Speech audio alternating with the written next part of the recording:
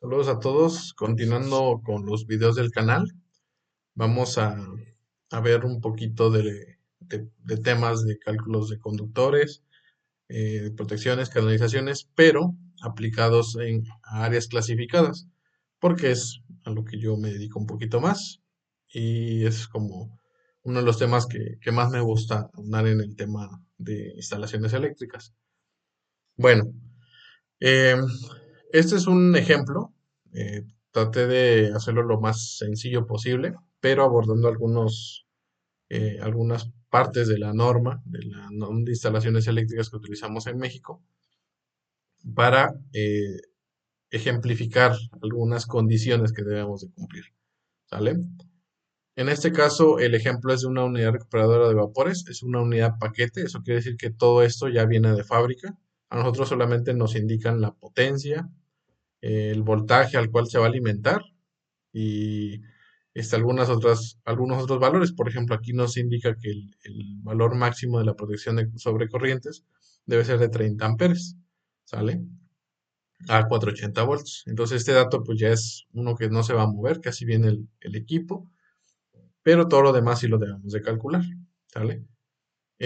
Aquí en áreas clasificadas, en clase uno, división 2, debemos de considerar la clasificación dependiendo el tipo de sustancia que se va a manejar en ese proceso. Por ejemplo, en una gasolinera hay gasolinas, premium, magna y también hay diésel. Entonces, respecto a eso, o si va a ser algún tipo de gas, o si va a haber también desprendimiento de gases, se deben de considerar en la clasificación de áreas. En este caso, la recuperadora de vapores recupera vapores de gasolina, son recuperados de gasolina. Los condensa y los vuelve a mandar al proceso, ¿no?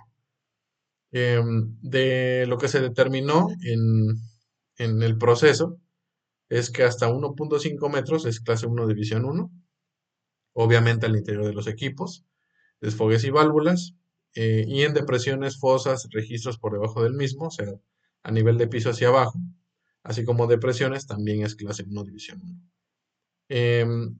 El próximo de proceso fue clase 1 división 2, que fue el de los límites del equipo, sus paredes, hasta 3 metros, ¿sale? Entonces los límites del equipo hasta 3 metros es clase 1 división 2.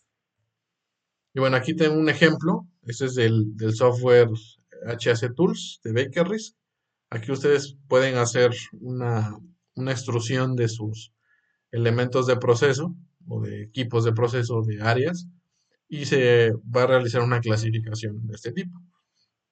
Bueno, esta imagen la tomé de un handbook que ellos tienen y pues ahí podemos ver cómo se clasifica un área, ¿no? Entonces, las instalaciones eléctricas que estén aquí dentro deben de contar con ciertas características que vamos a ir viendo durante este video. Bueno, lo primero es calcular la corriente nominal, ¿no? Al tratarse de un circuito trifásico, la corriente nominal se calcula de esta manera. Sustituimos datos, que ya no nos da el ejemplo, y nos da una corriente nominal de 22.67 amperes. Y bueno, como es una carga continua, aquí la tenemos de operación continua, nos vamos a 215.2, donde para alimentadores hasta 600 volts nos indica que el tamaño de los conductores debe de ser o el 100% de la carga continua más el 125 de la carga, perdón, de la no continua más el 125 de la carga continua, pues en este caso solo es continua, no tenemos variación de carga. Entonces utilizamos el 125%. Y aquí lo hacemos, ¿no? Aquí sería la corriente ajustada, no la corregida. Aquí es un pequeño error. Pero bueno, lo tenemos de 22.67 por 1.25 de 28.34 amperes. ¿Vale? Entonces ahora nos vamos a la tabla. Como es una canalización a conduit al aire libre, utilizamos la tabla 310-15-16 y seleccionamos un conductor calibre 10 a 60 grados y tiene una capacidad de 30 amperes.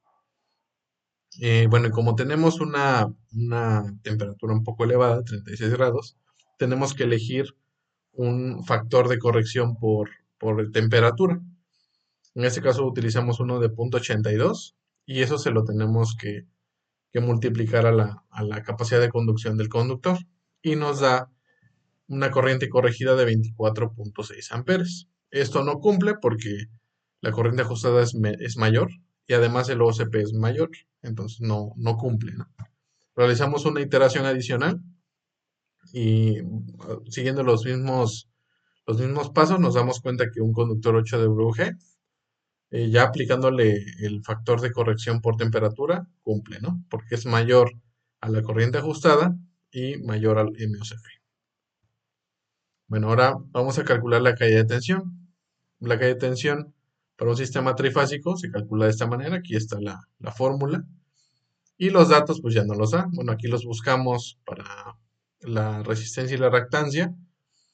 Eh, estos lo calculamos a 75 grados y utilizamos la columna para las canalizaciones de acero, ¿sale? Porque en este caso es requerido y ya lo vamos a ver igual más adelante. Sustituimos datos y de acuerdo a la aplicación, yo utilicé esta, que es la de cálculos eléctricos, y nos da de 4.7 volts, o sea, un 0.98%. Y cumple, porque al principio nos indican que la máxima caída de tensión debe de ser del 3%, ¿vale? Aquí lo tenemos. Ahora, la protección, como ya se nos indica al principio que el MOSFET es de 30 amperes, vamos a utilizarlo ya como base, esa va a ser la protección, pero en la tabla 250-122 vamos a elegir un conductor de puesta a tierra. Directamente esto es un conductor calibre 10 AWG, pero recordemos que en el conductor de fase, o los conductores de fase, hicimos una segunda iteración y el conductor creció. De 10 creció hasta 8 AWG, ¿sale? Entonces aquí en 250-122 nos indica eso. Que cuando hay incremento de los conductores debemos incrementar el tamaño del conductor de puesta a tierra. ¿Cómo lo hacemos? Las diferencias del último calculado menos el primero calculado, de 3.11 milímetros cuadrados, y este valor en milímetros cuadrados se deberá sumar al diámetro del conductor de puesta a tierra elegido. En este caso es de 5.26 más 3.11, básicamente nos va a dar el mismo valor. Por lo tanto, el conductor de puesta a tierra elegido deberá ser 8WG, así como los de fase. Ahora, también es importante elegir el aislamiento, ¿vale? En este caso, en 501.20, nos indica que los aislamientos de los conductores en clase 1, división 1 y 2, cuando exista riesgo de que se acumulen líquidos, vapores, en las canalizaciones o en contacto con los conductores, estos deben de tener un tipo de aislamiento identificado para ese uso, o sea, que se permita. Entonces, vamos a asumir, en este caso les pongo un ejemplo, aquí si se dan cuenta, una de las tapas está abierta. Esa es una instalación en clase 1, división 1 y 2. Se dan cuenta, la canalización está abierta. Entonces, hay riesgo de que entre líquido o vapor a esa canalización. Entonces, el aislamiento de los conductores debe de tener esas características que se mencionan aquí. Entonces, el conductor Viacon de HHN THWN2 tiene la marca GR y la leyenda GR2 indica que es resistente a la gasolina y como en nuestra instalación se procesan o se condensan recuperados de gasolina, pues cumple, ¿no? Entonces, este conductor es el apropiado para nuestra instalación. Ahora bien, para el tema de las canalizaciones, en 501.10 nos indica los métodos de alambrado permitidos en clase 1 división 1 y clase 1 división 2. ¿Sale? Entonces los métodos de alambrado básicamente siempre, incluso en gasolineras, se utiliza tubo cóndit metálico pesado. ¿Sale? Roscado o semipesado, pero tiene que ser de acero roscado. ¿Sale? Entonces aquí vienen algunas excepciones y cuándo se puede utilizar tipo PVC también. Y en clase 1 división 2 nos indica que como número 1 que se permiten todos los métodos de alambrado de 501.10A, ¿sale? Entonces aquí está, tubo cóndit pesado roscado o tubo cóndit metálico pesado de acero roscado, ¿sale? También otra parte importante, cuando se exijan sellos en las instalaciones, que en este caso sí, por tratarse de un área clasificada, de hecho se los voy a mostrar aquí en este handbook, se los voy a pasar también y les voy a pegar el link para que lo chequen. En este tipo de instalaciones se requieren sellos, ¿sale? Muchos le dicen sellos cortafuegos, pero son sellos que se utilizan en áreas clasificadas, ¿sale? Y si se van al 501.15, ahí van a encontrar muchos tipos de, de lugares en donde se deben de colocar los sellos, ¿sale? Entonces aquí vienen algunas condiciones en este documento. Viene, por ejemplo, cuando va a entrar al equipo, cuando sale del equipo, cuando cambia de un área a otra área, como si se requieren algunos sellos, ¿no? Entonces esto se los voy a poner. Ah, bueno, y también qué elementos pueden existir entre los sellos y los envolventes o los equipos, ¿vale? Pero en muchas ocasiones, casi siempre, se va a requerir que el sello esté a no más de 45 centímetros del equipo dentro de un área clasificada. Bueno, y también, pues bueno, aquí lo indico, adicionalmente se debe de cumplir con 501.15 sellado y drenado. Y vienen pues, los sellos en tubo conduit y en sistemas de cables deben de cumplir con los requisitos dados a continuación, desde A hasta F. Lo vamos a revisar muy rápido para que este, está,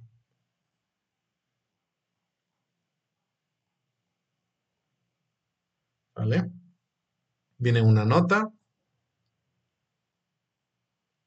¿vale? ¿Y por qué se utilizan? Los sellos se utilizan en los sistemas de tubo conduit y cables para reducir el mínimo el paso de gases y vapores, mucho ojo, y prevenir el paso de las llamas de una parte de la instalación eléctrica a otra a través de un tubo conduit.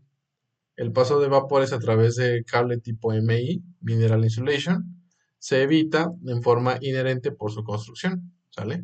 Este MI es tipo Mineral Insulation, o sea que es de aislamiento mineral, a menos que estén específicamente diseñados y probados para tal propósito. Los sellos de tubo conduit y cables no están diseñados para impedir el paso de líquidos, gases o vapores a una presión diferencial continua a través del sello, ¿vale?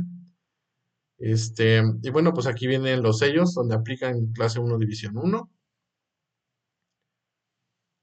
dos o más envolventes a prueba de explosión, el límite de clase 1 división 1 también, en clase 1 división 2, entrada de los envolventes y los límites de clase 1 división 2, ¿sale? Aquí esto lo pueden consultar en 501.15, ¿sale? Bueno, continuamos. La selección y el cálculo de la canalización. Para nuestro problema debemos considerar tubo conduit pesado roscado, que ya lo habíamos visto, tal como se indica en 501.10. Se deberán utilizar sellos, los cuales deben de considerar también lo siguiente, no solamente es elegir sellos porque sí. También tenemos que en sellos de tubo conduit en áreas clase 1 división 2, debemos de considerar pues, lo siguiente en este apartado. Pero una de las condiciones, este es para el tema de la localización, pero una de las cosas que también hay que considerar es el factor de ocupación de cables. Si se dan cuenta aquí en esta imagen viene una comparación entre un sello que permite hasta el 25% y uno que permite el 40%, ¿sale? Y cómo es la diferencia, ¿no? Entre ellos y cómo se expande. Eso quiere decir que hay sellos que sí lo permiten, hasta el 40%, pero hay sellos que no. ¿Por qué? Porque vienen más reducidos de manera interna. Entonces lo que provocan es que los cables vengan más juntos y el compuesto sellador, que es normalmente le llaman chico, pero lo que se utiliza para sellar no sella de manera adecuada. ¿Sabes? Si se dan cuenta aquí, puede haber paso de líquidos o paso de gases entre los conductores, porque el sello no está bien aplicado. Entonces aquí lo dice, el área de la sección transversal de los conductores permitidos en un sello no debe exceder el 25% del área de la sección transversal interior del tubo conduit del mismo tamaño, a menos que sea específicamente identificado por un porcentaje de ocupación mayor. ¿Vale? Y aquí les pongo dos ejemplos. Este es de la marca Eaton. Y se dan cuenta que les subrayé que este es uno expandido y permite hasta el 40% de ocupación, que es lo que casi siempre se utiliza para más de dos conductores dentro de las canalizaciones. Pero el de la marca Rauwelt no, de hecho lo indica, 25% de capacidad de llenado de conductores.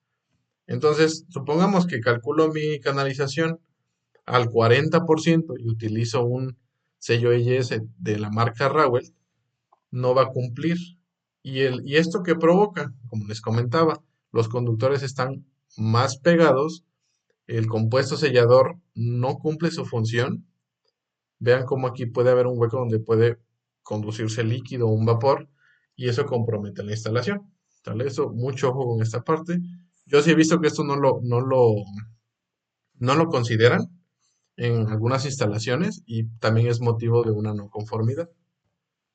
Bueno, vamos a seleccionar la canalización, como les comentaba, y también para propósitos didácticos lo vamos a considerar al 25%. Entonces vamos a utilizar la tabla 5 para las dimensiones de los conductores aislados. Eso ya es área con aislamiento, ¿sale? Vamos a elegir este aislamiento y necesitamos tres conductores de 8WG y un conductor 8AWG. Ambos van a ir aislados, bueno, los cuatro. Tenemos la misma área con aislamiento, multiplicamos por 4 y nos da esta área total. Si queremos obtener, como esto va a ser el 25%, por esta regla podemos saber cuál es el valor del 100%, ¿sale? Entonces, o eso o lo multiplicamos por 4, ¿no? Porque pues, es el 25, es la cuarta parte del 100%, pero lo hacemos así y nos da de 377.66 milímetros cuadrados. O sea que la canalización debe de tener esta área disponible. Con esta fórmula, que básicamente es geometría, cuando queremos obtener el área, necesitamos pi por el diámetro al cuadrado entre 4. Aquí lo que queremos entonces es el diámetro, para saber el diámetro comercial de una tubería. Despejamos, lo que está abajo multiplicando, perdón, dividiendo pasa multiplicando, aquí está, y lo que está multiplicando pasa dividiendo, y aquí está. Después para las raíces, lo que hacemos es colocamos una raíz aquí y una raíz aquí de ambos lados, y esta raíz con ese el exponente se va y la de aquí se queda, ¿no? Y nos queda de esta manera. Entonces sustituimos datos, el área por 4 entre pi, y a todo eso le sacamos raíz, y nos da un diámetro de 21.93 milímetros. Por lo tanto, la tubería que le toca no puede ser de 21 porque ya no cumpliría, tendría que ser de 27 milímetros, o sea, de una pulgada. Y tal vez, si lo hubiéramos hecho al 40%, la tubería pudo haber sido de hasta 3 cuartos, ¿no? Entonces aquí la tubería es mayor. Bueno, el resumen de la selección, la protección se mantiene, que es de 3 polos por 30. El marco es de 125. En este caso teníamos disponibles un tablero tipo EDB, que es de donde se alimentaba este equipo. Y el alimentador son tres conductores hechos de 8AWG con el aislamiento de Viacom que habíamos elegido, que es GR2 para las fases y lo mismo para el conductor de puesta a tierra. La galla de tensión del punto 99%. La canalización es de un tubo conduit roscado pesado, cédula 40 de una pulgada. Los sellos de igual de una pulgada al 25% marca Rauwelt. Y, ojo, colocar sellos de acuerdo a 501.15, sellado y drenado. ¿Vale? Básicamente esto es algunas de las cosas que se consideran para el tema de conductores, canalizaciones en áreas clasificadas. ¿Vale? En este documento, se los voy a pasar, viene bastante información al respecto para seleccionar equipos, canalizaciones, también accesorios, y viene bastante completo, ¿sale? Y se basa prácticamente, aquí viene, interpretando los requerimientos de los artículos 500 al 516 del NEC, ¿sale? Entonces aquí está, tengo la versión del 2017 y la del 2023. Se los voy a dejar en un link ahí para que los descarguen, esos son totalmente gratuitos. Viene en inglés, pero hay un poquito con Google Translator. Se puede recopilar mucha información, ¿no? Aquí viene el tema de los sellos, de cómo se aplican. Vienen los artículos, las secciones, subsecciones, accesorios. Miren cómo se coloca el compuesto sellador. Y aquí viene, ¿se dan cuenta? Tema de los drenes también, eso lo vamos a ver en un video posterior. El tipo de luminarias, cuáles son las aprobadas, cuándo un equipo viene sellado de fábrica, cuándo no, o sea, cuándo requiere un sello y cuándo no lo requiere. El tema de las cajas y cómo se genera la explosión y cómo lo protege, ¿no? Aquí viene. Pero bueno, espero que esta información les funcione. Si tienen alguna duda y que les gustaría que siguiera yo revisando temas de este tipo, háganmelo saber y lo checamos. Y bueno, saludos a todos y estamos viéndonos por aquí.